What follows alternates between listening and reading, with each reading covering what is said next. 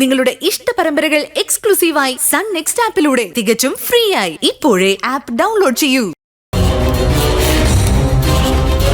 അപ്പൊ ഈ യാത്രയെക്കുറിച്ചായിരിക്കും നേരത്തെ ആസാമിയുടെ ചെവിയിൽ പിറുപിറുത്തത്.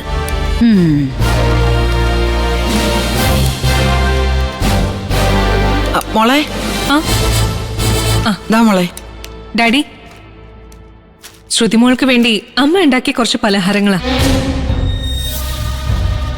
ഉണ്ണിയപ്പവും പഴനൂർക്കും കുറച്ച് അച്ചപ്പവും ഒക്കെ ഉണ്ട്. ശ്രുതിമോൾക്ക് ഭയങ്കര ഇഷ്ടം. അത് കൊള്ളാം. യാത്രക്കിടയിൽ ഞങ്ങൾക്ക് കുറിക്കാലോ. ആ ഡാഡി, ഈ സ്വാമേട്ടനൊന്ന് സൂക്ഷിച്ചോണം കേട്ടോ. പിന്നെ സ്റ്റിയറിംഗ് എന്ന് കൈയെടുത്ത അവനെ ഞാൻ കൊല്ലുമല്ലോ. ഒതുക്കിട്ട് കൊടുത്തു വിടുന്നുണ്ട്. എന്ത് കുന്താണോ. വല്ല പാവങ്ങളുടെ ചങ്കും കരലും മത്തങ്ങയൊക്കെ ആയിരിക്കും. ഡാഡിയുടെ മോളുടെ സ്വഭാവം വെച്ചിട്ടൊന്നും പറയാൻ പറ്റില്ല. എന്നാ ഞങ്ങൾ ഇറങ്ങാം മോളെ. സൂക്ഷിച്ചു പോണേ ഡാഡി. അത് ശരി, നീ എന്നെ ഉപദേശിക്കാൻ മാത്രമൊക്കെ ആയോ?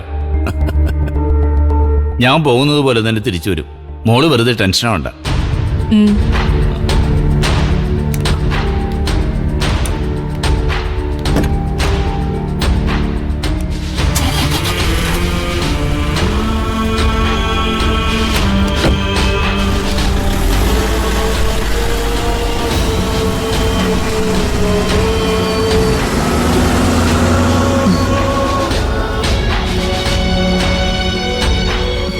മോളെ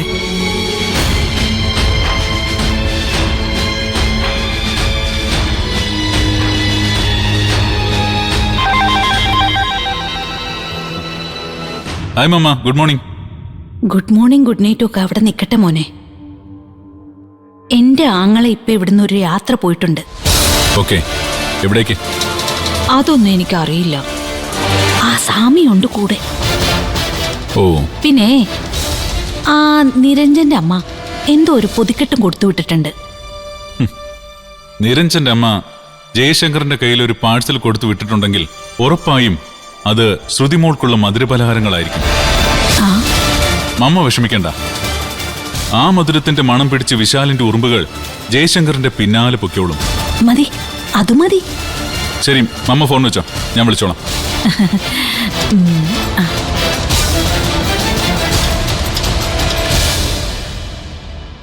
നിക്കടേ അവിടെ. എങ്ങോട്ടാടി നിന്റെ ഡാഡി പോയത്? ആ എനിക്കറിയത്തില്ല. നിനക്കറിയില്ലെന്ന് അത് കള്ളം. നിന്നോട് പറയാണ്ട് നിന്റെ ഡാഡി എങ്ങോട്ടും പോകത്തില്ലല്ലോ. കഴിഞ്ഞ ദിവസങ്ങളിൽ ചില അടക്കം പറച്ചിലുകൾ ഞാൻ ശ്രദ്ധിച്ചിരുന്നു. പറയടേ, എങ്ങോട്ടാ അങ്ങേര് പോയത്? എനിക്കറിയത്തില്ലെന്ന് പറഞ്ഞില്ലേ?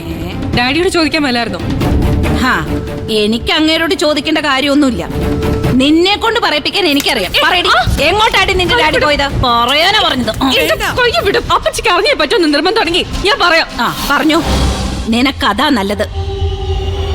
ഉഗാണ്ടയ്ക്ക്. അവിടെ ആരാ? നിന്റെ അച്ഛന്റെ അച്ഛൻ ഇരിപ്പുണ്ടോ? അത് അപ്പച്ചിക്ക് അറിയായിരിക്കുമല്ലോ. മുത്തശ്ശൻ എവിടാന്ന്? നീ എന്റെ അച്ഛന് പറഞ്ഞു. ഒന്നും ചെയ്യില്ലേ, വേണ്ട. നിങ്ങൾ എന്തോ മന്ത്രക്കുടുക്ക കൊടുത്തുവിടുന്ന കണ്ടല്ലോ സഞ്ചിയിലാക്കി. എന്തായിരുന്നു അത്? അത് ഞാൻ പിന്നെ അമ്മേ, അമ്മ എന്തിനാ ആവശ്യമില്ലാത്ത ചോദ്യങ്ങൾക്ക് മറുപടി കൊടുക്കാൻ നിൽക്കുന്നേ?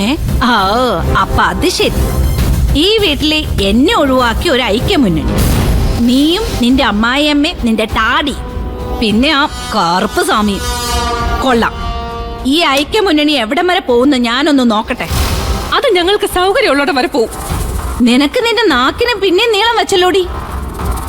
ഓ, അമ്മായിയമ്മ അടുത്തുള്ളതുകൊണ്ടായിരിക്കും. നാക്കിന് പണ്ടേ ഇത്രയും നീളമൊക്കെ ഉണ്ടായിരുന്നു. വേണ്ടെന്ന് കരുതി വെച്ചിരുന്നതാ. ആണോ? എന്നാ പറയടി, നിന്റെ നോക്ക് ഞാൻ കണ്ടിച്ചെടുക്കും. കണ്ണോടി നിനക്ക്. വഴക്കുണ്ടാക്കല്ലേ. അമ്മായിയമ്മ ഇവിടെ കൊണ്ടു നിർത്തി നീ ആള് കളിക്കുന്നുണ്ടല്ലോ. ഞാൻ നാളെ ചിലപ്പോ എനിക്ക് സൗകര്യമുള്ളവരെ ഞാൻ ഇവിടെ കൊണ്ട് താമസിപ്പിക്കും. അന്നേരം പിന്നെ ബുദ്ധിമുട്ടൊന്നും പറയരുത്. ഡാഡി മോളും അയ്യമ്മ വന്നു.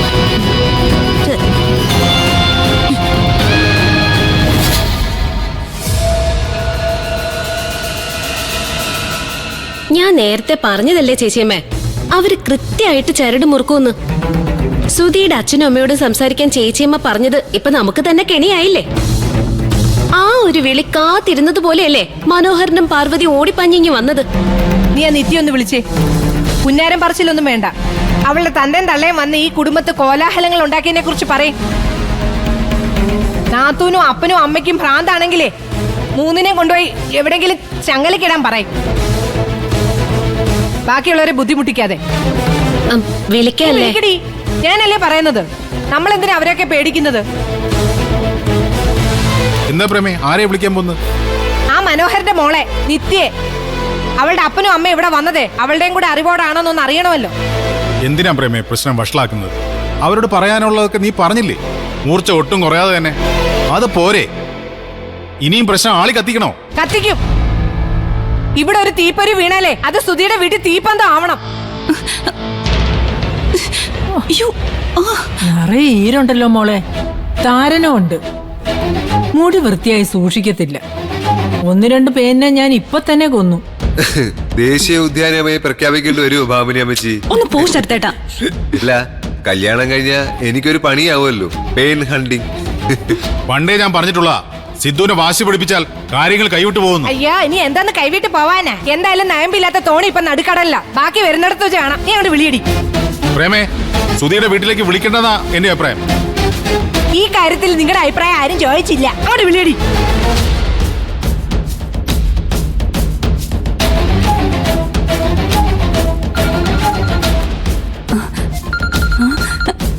സിന്ദഗിയാ? ഹലോ, നിത്യ എവിടെയാ? ഞാൻ വീട്ടില്. എന്താ സില്ലു? നിത്യയുടെ അച്ഛനും അമ്മ എവിടെ? അച്ഛനും അമ്മ രാവിലെ പോയതാ. എവിടേക്കാന്നൊന്നും പറഞ്ഞില്ല. ഏതോ അമ്പലത്തിലേക്കാണെന്ന് തോന്നുന്നു. അവരൊരു അമ്പലത്തിലേക്കും പ്രാർത്ഥിക്കാൻ പോയതല്ല. പിന്നെ അവരിവിടേക്ക് വന്നതാ അപേക്ഷിക്കാൻ. അപേക്ഷിക്കാനോ? അവിടുത്തെ മരുമകളെ ഏറ്റെടുക്കണേന്ന് അപേക്ഷിക്കാൻ. സിദ്ധുവേട്ടനെ കൊണ്ട് ദേവികയെ കല്യാണം കഴിപ്പിക്കണമെന്ന് യാചിക്കാൻ. ഇങ്ങോട്ട് തടി. ബാക്കി ഞാൻ പറയാം. ദേ കൊച്ചേ, നിന്നോട് ഞങ്ങൾക്കൊരു പ്രശ്നവും ഇല്ല. കാര്യം നീ സിന്ധയും കൂട്ടുകാരികളൊക്കെ ആയിരിക്കും. പക്ഷെ അതിന്റെ മറയം പിടിച്ച് നിന്റെ അപ്പനും അമ്മയും ഈ കുടുംബത്ത് കയറി കളിക്കാനോ സംബന്ധം ഉണ്ടാക്കാനോ ഞാൻ സമ്മതിക്കുകയല്ല. ചേച്ചി, ഞാൻ പറയട്ടെ കൊച്ചേ, കാര്യം ഇവിടുത്തെ പോങ്ങനെ ദേവികയെ ആലോചിച്ച് അങ്ങോട്ട് വന്നു. അത് സത്യമാ. അത് ഇവിടുത്തെ തെറ്റാ.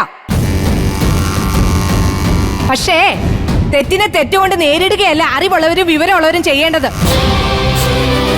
ശരി കൊണ്ട് തിരുത്തുകയാ ചെയ്യേണ്ടത്. അതുകൊണ്ട് പറയാനുള്ളത് ഞാൻ വെട്ടിത്തുറന്ന് പറഞ്ഞേക്കാം. സിന്ദഗിയായിട്ട് നീ കൂട്ടുകൂടുകയോ കൂട്ടുകൂടാതിരിക്കുകയോ ചെയ്യും. പക്ഷെ ഈ വീടുമായിട്ട് അതിര് കവിഞ്ഞ ബന്ധമൊന്നും വേണ്ട. പായ വേറെ, പാപ്പച്ചൻ വേറെ. എന്താ ഞാൻ പറഞ്ഞത് മനസ്സിലായില്ലെന്നുണ്ടോ? അതുകൊണ്ടേ അപ്പനെ അമ്മയും കാര്യം പറഞ്ഞു മോള് മനസ്സിലാക്ക്.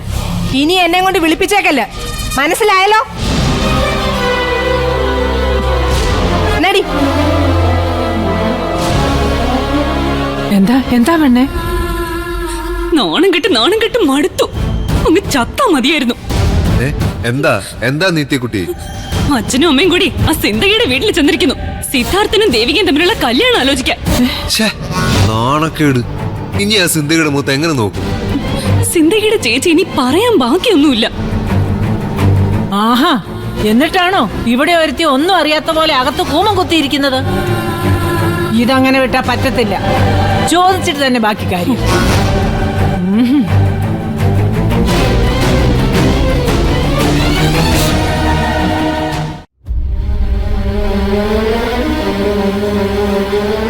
എടി, കമ്പക്കെട്ടിന് തീ കൊളുത്തിട്ട് അവള് വന്ന് ഇരിക്കുന്ന ഇരിപ്പ് കണ്ടില്ലേ? എന്താന്നാ? എന്താ കാര്യം നിങ്ങൾക്ക് അറിയത്തില്ല അല്ലേ? എനിക്കെങ്ങനെ അറിയാം? അയ്യാടെ, എന്തൊരു അഭിനയം! ഒന്നും അറിയാത്ത സ്ഥിതിക്ക് കാര്യം പറഞ്ഞു കൊടുക്കും ഭാമിനി അമ്മച്ചി. എടി, നിന്നോട് ഞാൻ രാവിലെ തിരിച്ചും മറിച്ചും ചോദിച്ചല്ലേ മനോഹരനും പാർവതി എവിടെ പോയതാണെന്ന്? അപ്പൊ നീ എന്താ പറഞ്ഞത്? ഒന്നും അറിയത്തില്ല അല്ലേ? എനിക്കറിയില്ലെന്ന് ഞാൻ പറഞ്ഞ സത്യ. ഇനിയും കള്ളം പറഞ്ഞ അടിച്ച് നിന്റെ മോന്തയുടെ ഷേപ്പ് ചെയ്യാൻ മാറ്റും. കൊടുക്ക് ഭാമിനി ചേർണം. അവക്ക് ഭർത്താവിനെ ഉണ്ടാക്കാൻ വേണ്ടി എന്റെ അച്ഛനും അമ്മയും പറഞ്ഞു വിട്ടിരിക്കുന്നു. കണ്ടവരുടെ മുമ്പിൽ നാണം കെടാൻ വേണ്ടി. ഇനി നിങ്ങൾക്കത് മനസ്സിലായില്ലേ? നിങ്ങളുടെ വക്കീലിന്റെ വീട്ടിലേക്ക് എന്റെ അച്ഛനും അമ്മയും ചെന്നിരിക്കുന്നു. നിങ്ങളും ആ സിദ്ധാർത്ഥനും തമ്മിലുള്ള കല്യാണം ആലോചിക്കാം. അവരെ പറഞ്ഞിളക്കി വിട്ടത് നിങ്ങളാണെന്ന് എനിക്കറിയാം. നാണമില്ലേ സ്ത്രീയെ നിങ്ങൾക്ക്? നിങ്ങൾക്കൊരു ഭർത്താവിന് വേണമെങ്കിൽ സ്വയം അങ്ങ് കണ്ടുപിടിക്കണം. അല്ലാതെ എന്റെ അച്ഛനും അമ്മയും നാണം കെടാൻ വിടുന്ന എന്തിനാ? അല്ലെങ്കിൽ ഒരു പടം എടുത്ത് നെറ്റിലിട്. അതും അല്ലെങ്കിൽ ഫോർ സെയിൽ ബോർഡും പിടിച്ച് റോഡ് നീക്കി. ഇത് അനാവശ്യം പറഞ്ഞാലുണ്ടല്ലോ, രണ്ടിന്റെ പല്ലടിച്ച് പൊളിക്കും ഞാൻ. പിന്നെ